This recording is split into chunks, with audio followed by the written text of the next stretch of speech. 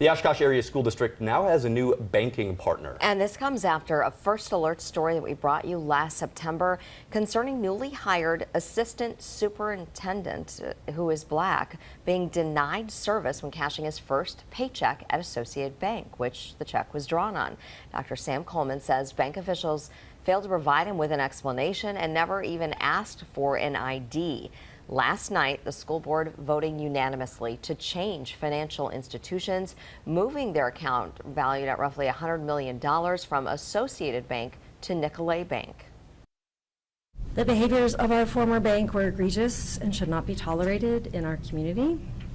I look forward to working with a bank that values equity, equality, and inclusion. Superintendent issuing a statement saying, quote, "My reaction as a community member and as someone who had a personal and disappointing encounter with Associated Bank is that I appreciate the district's commitment to ensuring value alignment. I'm inspired by an organization that honors its commitment to its mission and lives its core values in everything it does," end quote.